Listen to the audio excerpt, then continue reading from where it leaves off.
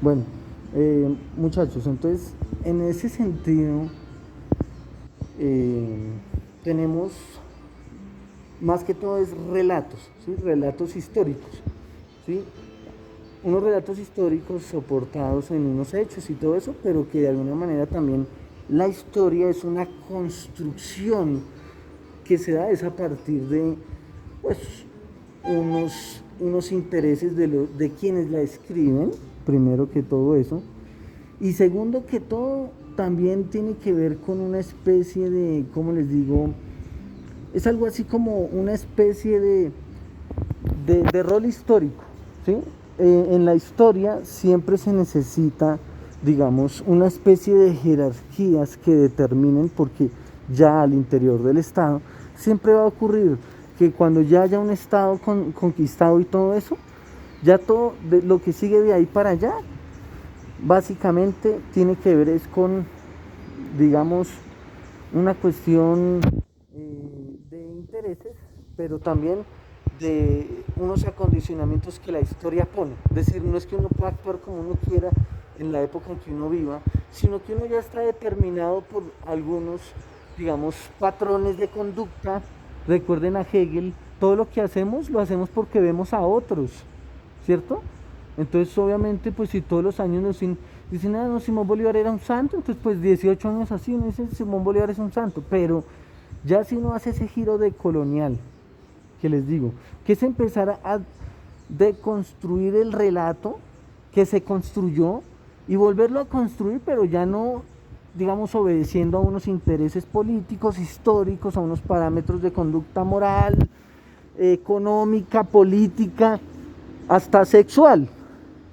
Por ejemplo, acá con Manuelita, ¿ustedes se imaginan? El Libertador aquí y Manuelita Sainz. Os les mostraré la recámara en un momento. Aquí creo que merendaban y esas cosas y por allá estaba, bueno. Aquí podemos empezar a ver todo lo que tiene que ver con, bueno, filos y accesorios libertarios. Ah, sí, aquí acá el tema de, pues, la habitación, el lecho amoroso del tirano y su libertadora, como la llamaba él, ¿no? La libertadora del libertador, decía ella. Ah, bueno, aquí tenemos una cuestión importante histórica, que también sería bueno que la miraran. Las cartas constitucionales de Perú y Bolivia hicieron temer que el libertador se declarara dictador en la Gran Colombia. Cuando Santander exhortó al libertador para que no abandonara la Constitución, Bolívar escribió a Santander una carta en marzo de 1827. Si esto fuera la serie esa de Netflix de Darkness, que esta vez en este caso sería 200 años, no, todavía no estaríamos viviendo esto, ¿no? Ustedes se imaginan en 2027 una discusión así como esta. Bolívar escribió a Santander una carta en marzo de 1827 toda de su puño, anunciándole que no contestaría más cartas suyas en razón de que ya no le tenía por su amigo. El afecto terminó cuando se enfrentaron las dos formas de concebir el futuro del país. Una sublevación en Ecuador, un intento de separación en Venezuela y un atentado en una noche de septiembre en Bogotá dejaron solo a Bolívar ante sus adversarios políticos. El hombre de leyes era uno de esos adversarios, o sea, Santander, por lo que mereció una condena al exilio. Al principio era de muerte y la cambiaron después. El tiempo, sin embargo, no ayudó a la reconciliación entre los dos comandantes. Bolívar moriría unos años más tarde y Santander en el exilio no volvería a encontrarse con el Libertador. Fíjense ustedes esas dos joyas, por ejemplo.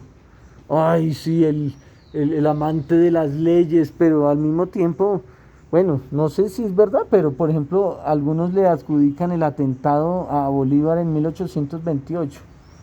¿Mm? Entonces, miren eso. Entonces estamos esplagados ahí de unas construcciones caudillistas que crean al héroe. Por eso es que siempre ustedes ven que en este país se espera como a un héroe. ¿Sí han visto? ¡Ay, el Mesías! ¡Ay, va a llegar el Mesías! Y creo que, miren acá la muerte de Santander. Y resulta que estos Mesías no son más que, pues, unos seres humanos, ¿no?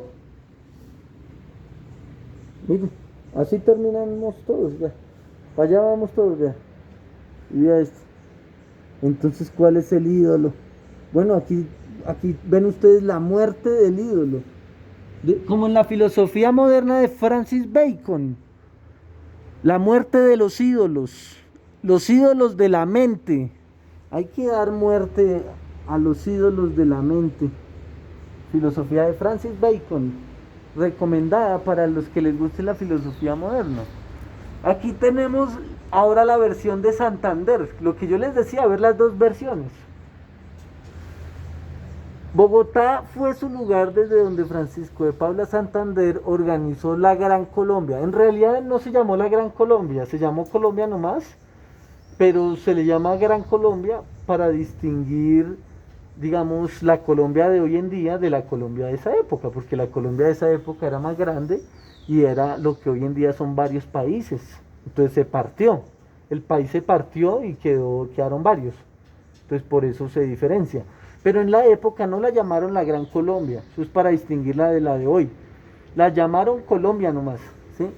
El hombre de las leyes se encargó de buscar el reconocimiento de las naciones alrededor del mundo, recomponer las arcas de la nación y hacer cumplir las ordenanzas en el país que acababa de nacer.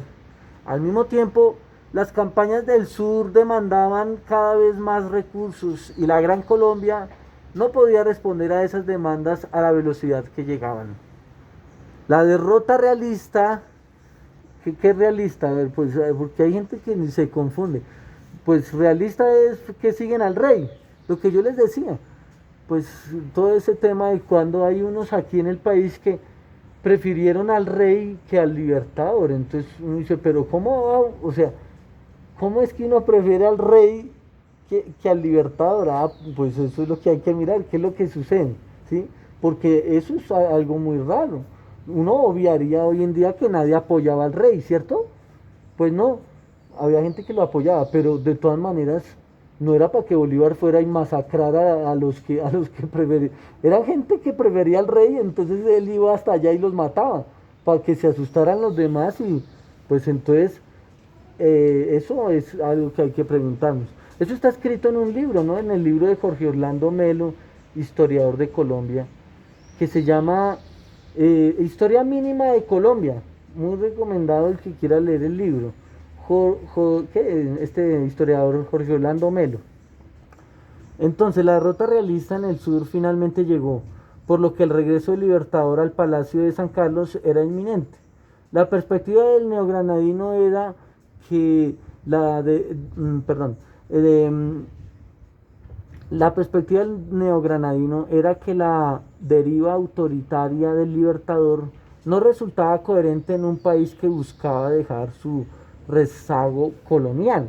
Claro, porque Bolívar, y en eso le podemos dar la razón a Santander, porque Bolívar de alguna manera pues gobernó de forma muy autoritaria en mucho tiempo, ¿no? Digamos prácticamente él gobernó de 1819 a 1830 cuando renunció, pero se declaró dictador en 1828. Entonces cuando se declara él mismo dictador de la Gran Colombia, esa dictadura que solo dura 2 años, es por esa ruptura ya definitiva con Santander, cuando él decide pues declararse dictador, ahí prácticamente, y eso pues le acarrió un atentado de muerte, y bueno, y la guerra tremenda que ha habido en Colombia siempre, incluso en esta época también, y bueno, ya creo que casi va a terminar el tiempo de salida, entonces vamos a terminar lo que dice acá. Decía que, bueno, que la actitud autoritaria de Bolívar no resultaba coherente con un país que buscaba dejar su rezago colonial. ¿Sí? Bolívar mandó a hacer una corona y todo como un rey, un emperador. Ante la posibilidad de que el proyecto gran colombiano se resquebrajaba, ¿qué podría hacer ¿quién consideraba que las armas os han dado la independencia, pero solo las leyes os darán la libertad?